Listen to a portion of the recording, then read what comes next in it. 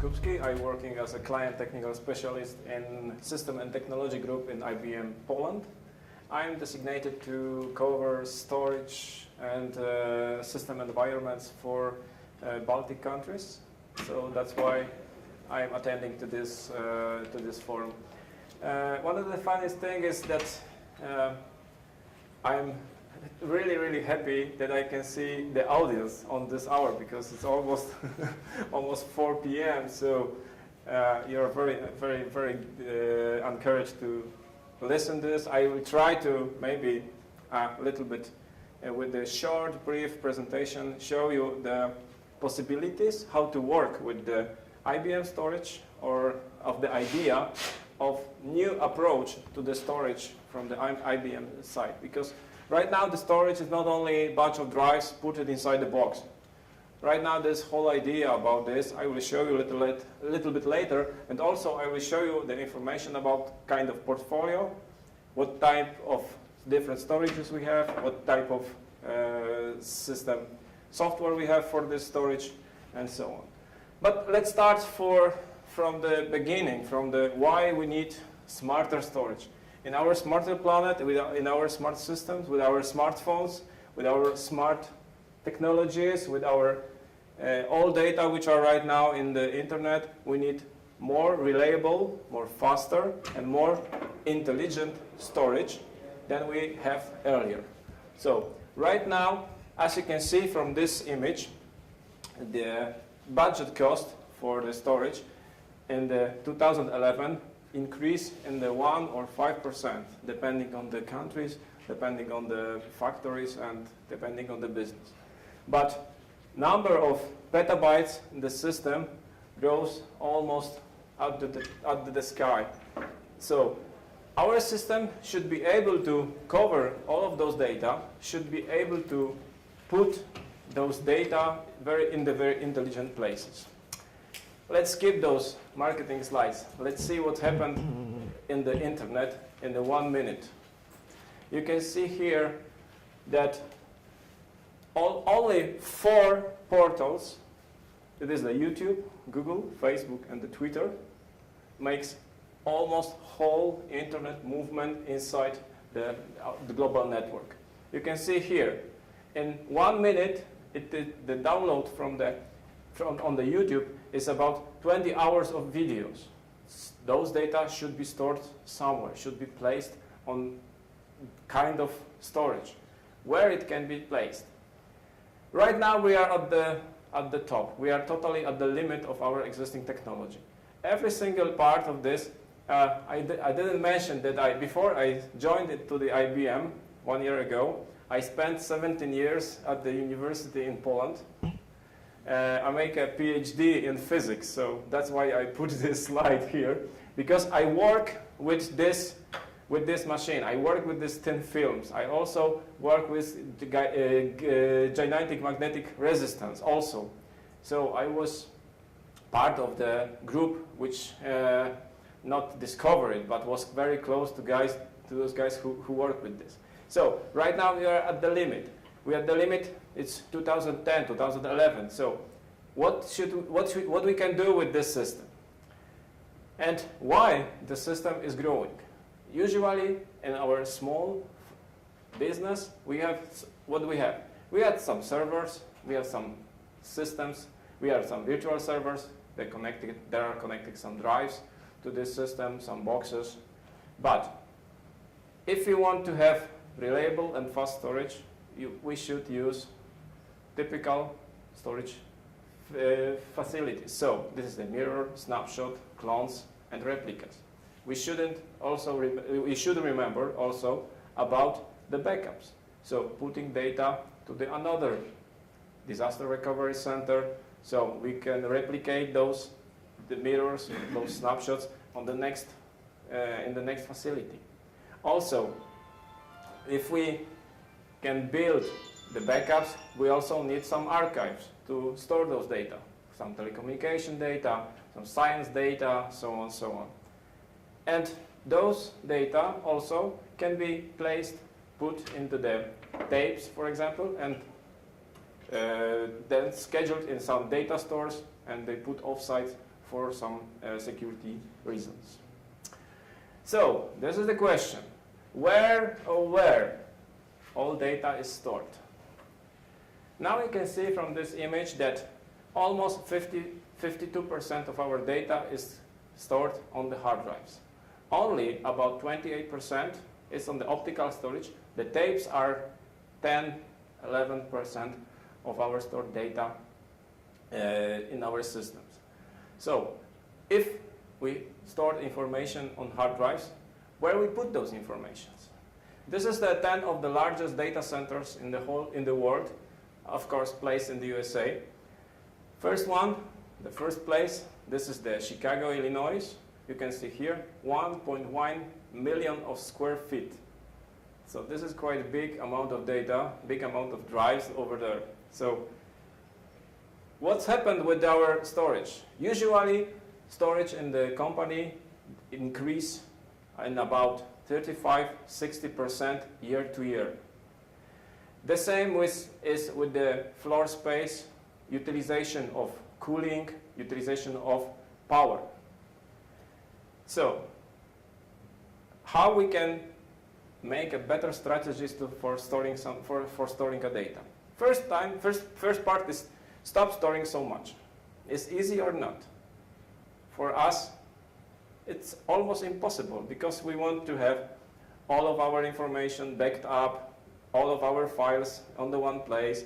We want to have connection to these files immediately. So from the user point of view, there's nothing to do with this.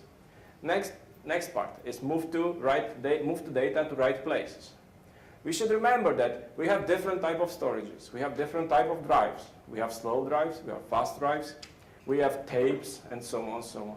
We always must put data, which is, for example, most important for us, and we need, for example, fast connection to this data, on the fastest storage. And right now on the world, what is the faster storage? SSD. Yes, this is solid state drives. And putting those data over there gives us opportunity to put how many IOs that we can take from SSDs. What do you think? Usually from one hard drive, from SAS drive, 15K RPM, we can take about 200 IOs per one drive. When in SSD, what do you think? 20,000, yes.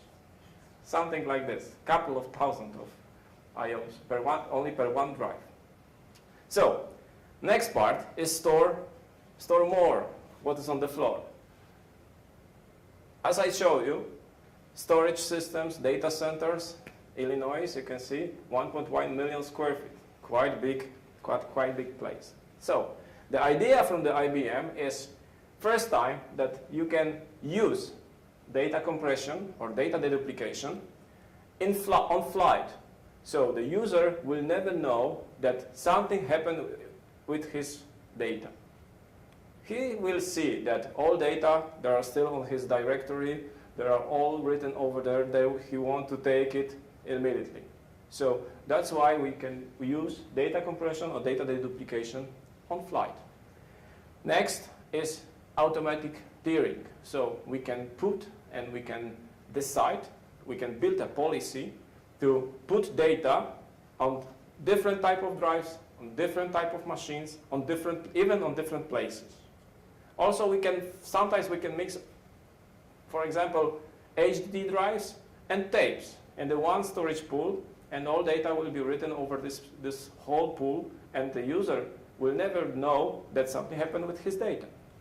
So, next part is virtualization and thin provisioning. So it's over allocating data. I will show you a little bit later about the system. And also I want to show you some live demo of one of our mid-range product. This is the StoreWise V7000. I will show you how easy right now is working with this system.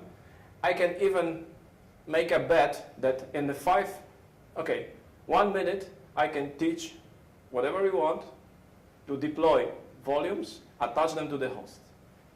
I will show you how easy it is. Let's go.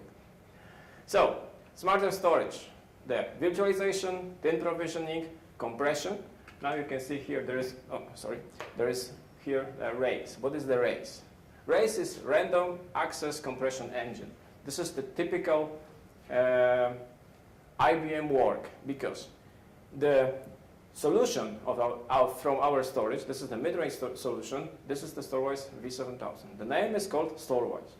But where some from our marketing places take the idea to name the storage box with the Storewise? Do you have any idea about this? There was a company on the world who was called Storewise. So what happened 2 years ago? The IBM bought this company and take what from this company? Only the name, the Storewise name. So they built mid-range product, we built mid-range product and name it Storewise. But after maybe half year, someone was thinking, there was a company, what did they do? And what happened? What did they realize? They start to build appliance for compressing data on flight. It works like a intelligent cable between the system, the host, and the storage, and compress all data on flight for NAS systems, for example. And then we try to reconfigure it, and what happened right now? Right now, the Storewise is back to Storewise. The RACE engine, the compression engine, which was developed in Storewise, right now is inside the box. So you can have in the one box, you can have the thin provisioning and the compression as well. Okay. And also the easy tier option, which I will explain you a little bit later during my talk. With some option, this is the software option for the TPC. You can see here, this is the Tivoli Productivity Center for Disk Mid-Range Edition. Next, we have the flash copy. We always want to have possibilities to develop some software, to develop some systems, and we never want to work with live volume connected to the host. We want to change something, we want to replace some data, and so on, so on. That's why we can also use the flash copy possibilities to work on this system. And next, now the companies, now the factories doesn't have only one place to store the data. Usually we get what? We get the primary site when we're storing all data and the production is working on this primary site. And we have disaster recovery center or backup site when we store all data in the mirrored version. So using the smarter technology, we can copy volumes, replicate volumes between two sites. We can use it as a metro mirror or global mirror. What is the difference? Metro mirror is the synchronized copy. The global mirror is asynchronous copy. So we can replicate those two systems in two different ways. Of course, there is a software for it. It is the TPC for replication. And we can just deploy those volumes and replicate them between systems. This is the storage portfolio of IBM. As you can see, is clean, totally. There's nothing over there. That's not true. We start with the block storage. First part is only three different types. First one is this, the entry level. The entry level of the storage covers small companies, small amount of servers, couple of VMware servers, and so on, so on. Next part, this is the mid-range storage. As you can see, this is the DS5K. Right now, it's almost replaced by the Storewise. But you can see here, the Storewise V7000 right now is growing up. It starts from mid-range and goes up to the enterprise level. Why? I will explain also a little bit later. And from our enterprise solutions, we have DS8K. This is the special storage with the right system, with the right file, which was connected specially for, it was specially designed for mainframe computers and so on. And also, very nice system, the XIV, where almost everything is virtualized. So, there is no write over there. All data are stored in 2 different or 3 different locations. So, if something happened with the hard drive, the system it can rebuild the storage pool in the second. And this one is also pretty interesting appliance. This is DCS 3700. In 4 unit, you can store 60 hard drives in this system. So if you have in your server room not many places, so you should only put one box with the 4U, and you want to store a lot of data over there, this is the high density storage for this system. But note the appliance is the most strongest part of our storage. Also, that this is the most important thing, that our storage can work together pretty easily with different vendors. How? We have so-called SVC. This is the sound volume controller, which can connect different vendors together and deploy volumes from different type of storage, different vendors with different write level, different storage pools, and it can use by his own architecture. So you will see that every single data will be divided with a small extents and written on all hard drives on the external system. Why we have the lines over here? That's why, because the SVC, this is the Enterprise Virtualization Storage Service. Right now, the firmware, the software, which is in this box, right now it's also in the Storewise V7000. So that's why the Storewise is going a little bit up to the enterprise level. What's more about the Storewise? Some features from DS8K as a replication, write levels, and so on, and write architecture was also taken from DS8K to the Storewise V7000. From the XIV, we got very nice GUI. I will show you. Anyone from the audience worked with the storage director? No one? Okay.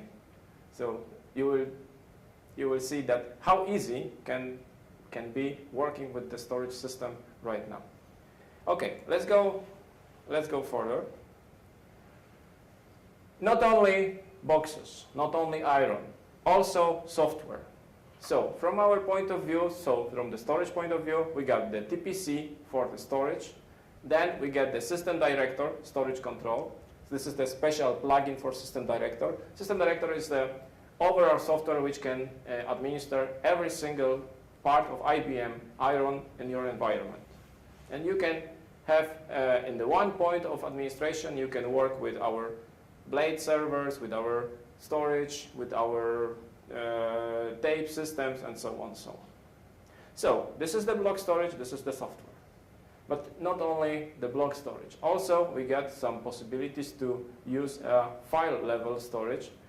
As you can see here, there is the V7000U. What does it mean? It means that V7000 was taken to the NAS system as a part of this system. So the Storewise is working as well as an entry, low mid-range storage, small NAS unified system. Okay, what about the backups? The backups also are in our interest. From the software, we got the Tivoli Storage Manager. This is TSM, where you can use which is used for backups. Also, we got the protected deduplication. The protected deduplication is very funny appliance because you can deploy from the hard drives. You can deploy virtual tape library. So you will see at your backup application deployed drives, deploy robots, and deploy tapes from the storage system. And for the protected, we get connected, for example, some hard drive box where the file system was made and those data are deployed from this system. Next part is this real-time compression appliance. I will mention about it. This is the appliance taken from Storewise company. And of course, we have some information archive software. So everything is also connected to our SAN area network. So also using some Brocade or Cisco or Juniper or our Ethernet brand new brand, it is called BNT. What does it mean, virtualization of the storage? You can see on this image that we have three different parts. First part is logical representation. This is the data which are taken from the host, taken to the host from the storage system. This part is the engine which can work with hard drives, which can work with different storage systems, and make those data available for users to attach them to the host. What is the benefit of it? First of all, there is hidden complexity, hidden infrastructure. You can administer your storage from one point. You can use all of your storage data boxes, all data boxes, as a brand new and totally refreshed storage. And also, you can apply some features which was not able to, which you will be with some features that you are not be able to do it with your old boxes. So let's go for storage virtualization and more detailed information. For example, we got 4 or 5 different storage systems. And in the one system, we have 95% of capacity. Then on the second, we have 25%. And the third one, we get 50% capacity. What do you think? It's possible to connect all those data to have, for example, about 60% of utilization of your storage with that kind of solution? Do you think it's possible right now? From my point of view, not, because every single box has his own storage, has its own drives, and every single box works as a one and only box. When we put here the level of virtualization, so when we put the SVC, the Sun Volume Controller, or V7000, now we can see something like this, that right now we are able to utilize all of our storage islands like one single piece of storage in the system. Next part is also the high availability. So we got the virtualized storage on the VM machines connected to IBM storage or non-IBM storage or our Sun Volume Controller or V7000. And then we have second virtual DC, and we can replicate them between 2 different sites without any single piece of software, without any single problems. We can also make a cluster from one and second part, and then we can, of course, move some volumes from one single location to another location. How many, this is my favorite slide. In this presentation, I got 2 my favorite IBM slides. The IBM slides are always built like this. There's everything in there, and it's hard to show what's inside. But I will try to explain it with small steps. First one, top of this image. There are operating systems and some piece of hardware. So we have the blade center, we got the hosts, we got the different vendors with different operating system, and so on. In this part, we got the connectivity from the host to the storage. So we got the 1 gigabits iSCSI, 10 gigabits iSCSI. Then we got 8 gigs fiber channel connectivity. There is the continuous copy, so this is Metro and Global Mirror for clustered systems. So next part, this is the store-wise. Possibility to use SSD, SAS, nearline SAS drives. Also, easy tier, thin provisioning, compression. This is the for first location. This one is the for second location. And you can see here, those are the storages from different vendors, which can be attached as external systems to the store-wise and you can deploy loans, you can deploy volumes from this system and connect them directly to the host using only one box. What kind of volumes we can use for our smarter storage? First one is the generic volume. So the generic volume means that we put storage pool, and from this pool we take, for example, 1 gigs of data in the block storage, and that's it. Those data are just written on the system, and the system will fix 100 gigs on the storage. Next part, this is the tin provision volume.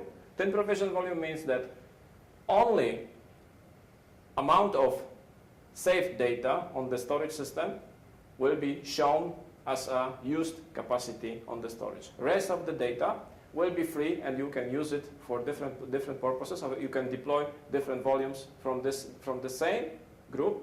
For example, we have one single pool, 200 gigs. And with the generic, we can put 2 volumes in 100 gigs. When we're using the tin provisioning, we can deploy even more. How many? Even 5 times more for, space for the host than we have on the storage. Of course, mirrored copy. We can have mirrored copy on the same storage, on the same box, on the same on the same pool or different pool, or also on the different storage. And next one is compressed volumes, so we can use the compression for every single volume. So the tin provisioning, as I mentioned, this is the totally different allocation of traditional data. With tin provisioning, we use only the physical capacity which is stored on the system, and the system will be able to show you how many data you are stored and how many more data you can deploy for the host. Real-time compression. You can see here, we can put the compression for the volume, and then we can store more data because the compression is at the same level like tin provisioning. So if we are deploying the compressed volume, the data will be written only on the part of the volume on the part of the storage pool which you deployed, but the rest of the data is free to use for deploying new volumes. You can see here we can have also possibility to make a copy, make a volume copy between the generic volume and the compressed volume. You can see here all readings are taken from the copy number 0, which is the primary copy, and all writes is done for this copy and for that one. Also we can just switch the primary volume, and we can take a reads from this volume. What is the difference between the random access compression engine and typical traditional compression? Usually from fixed input, for example from one file, we will have variable output compressed data. You can see here, this is the small chunk, but those are the differences between the chunks. In the race engine, we build so-called map, and we take fixed input and put fixed output. So we divide data to the small chunks and then put them to the storage in the block solution. And how the system is working. If we want to change something at the block level in our data, usually what we should do when you have compressed file, we should take the file, decompress it, change it, and compress it again. With the race engine, we just taking the information, we just marking that block was changed, and we writing data on the end of the line of the block. And then after a couple of minutes, we get the reconstruction of this system, and all data are rewritten. So if you want to change something, we're changing only the small amount of data which is inside the storage pool. Right now, it's also very interesting thing about the compression, that usually when we're compressing something, we're losing the CPU, we're using the cache, we're utilizing that 3 or 4 times more than usually. With the race compression engine, the race takes also some information about the possibility to use data. For example, if we want to take data from block number 3, the cache will be filled with data from the block number 2 and number 4, because there is a big possibility if we touching the number 3, sorry, we sometimes will be able to change. We want to change those 2 blocks which are around the block which was touched. So this block is taken to the cache, and all readings right now are done by the cache. Okay, what about the licensing? Okay, I think I will skip it because usually store-wise, every single part in the store-wise is licensed per enclosure, and for SVC, the compression is also possible for in the terabytes limits. So this is the GUI. So I noticed that I got only 10 minutes more. So I will switch very fast to the user interface. You can see here, this is the overview of our system. Now in the system we have 17 drives inside. So there are deployed 18 M disks, 6 storage pools. The M disks is managed disk. If we deploy data, if we deploy LUN from external system, the LUN is taken by the storewise as a managed disk. So one LUN from external is one managed disk. The same situation is for internal storage, because the virtualization, it's not taking only place on the external storage, but also taking place on the internal storage. So inside the one storage pool, you will have, for example, 7 hard drives with the one spare in RAID 5, for example. And also it will be shown as a M disk over here. M disks can be closed in the storage pool. You can see here. I will show you. This is the internal storage. Now you can see we have SAS drives and SSD drives. You can see here we have 3 SSD drives and 19 of SIS drives. So if we want, for example, to see what happened with the external storage, we got connected 2 boxes, and from every single box we got deployed. From this one we got 5, from this one we got 12, I think, as I remember. You can see there is also different type of modes of using the external system. First one is the image mode. The image mode, the storewise will not touch the data on the external system. They will just work like a cable. In the manage mode, the storewise will take all of the hard drives inside the system and put all extents on those systems and utilize all hard drives inside this system. So let's go and see what's happened for the volumes. I will show you how easy is deploying the volume. So we're building a new volume, and now we can choose generic, thin provisioned, or compressed. Let's go for compressed. Then we should take a storage pool. Take this one. Name and size. And then create and map to the host. You can see here, everything also can be done by command line. This is the spell for the command line. If you want to deploy the volumes from the command line, you should put those lines. But as you can see from the graphical user interface, it's easy like a child play. It looks like an internet game, not working with the almost enterprise solution for the storage, which can cost millions of dollars, for example. And continue. From this, we can choose a host and map and take a mapping for the host. You can see that it's very easy. Also, for example, if you have some volumes, we can make volume copy actions. We can add mirrored copy of it. Let's take this one from another pool. And you can see here we got the mirrored copy of our system. This is the primary, this is the secondary copy. Okay, I think we got only a couple of minutes, so I will jump to the most important part. Usually in our environment we don't have only one single host. Sometimes we get the ESX servers, we have the VMwares over there, and how we can manage them. For the, sorry, I want to show you that part. This one. Okay.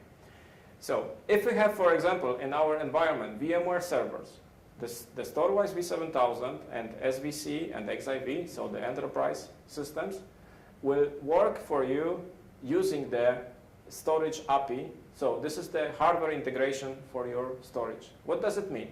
It means that if, I don't have the flip chart, but if, for example, we want to migrate some machines from one ASX server to the second one, usually how it happened. The first server will take data from the storage using the fiber channel or iSCSI and route them on the second storage. So the movement on the fiber channel will increase up to the up to the limit of your bandwidth. Yeah, I know. Okay, thank you. And when we using the API for the storage, every single part will do the storage for you. So what happened? The ESX server will send information to your storage to copy this machine which is on this volume, and every single part will be done by the storage, by the API. Next part is also, if, for example, we have in our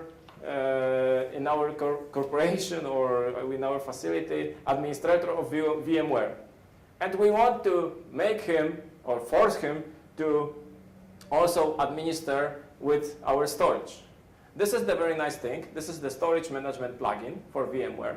You can deploy this plugin, and you can see from here, you can deploy from the vCenter, deploy LUNs, volumes, attach them to the host, and you can also make a replication or flash copy from this interface.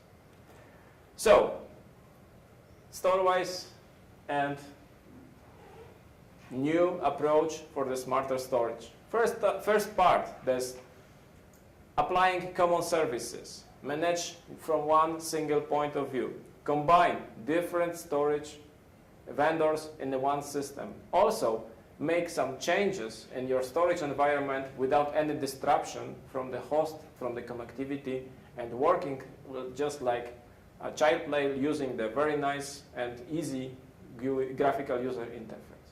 So, this is the almost everything which I want to show you. I got a couple of more slides, but unfortunately, 2 minutes left. So this is the end of my story. My name is Piotr Biskupski. If you have some questions, if you want to discuss something, some more technical details, I will show you maybe in our IBM table. I will show you the user interface. Also, we can discuss some architecture of your environment. And I think I'm done for now. Thank you very much for your attention. I'm sorry that you are there so late, but I'm very happy that everyone survived this, and we can stop it and finish right now. Thank you very much again.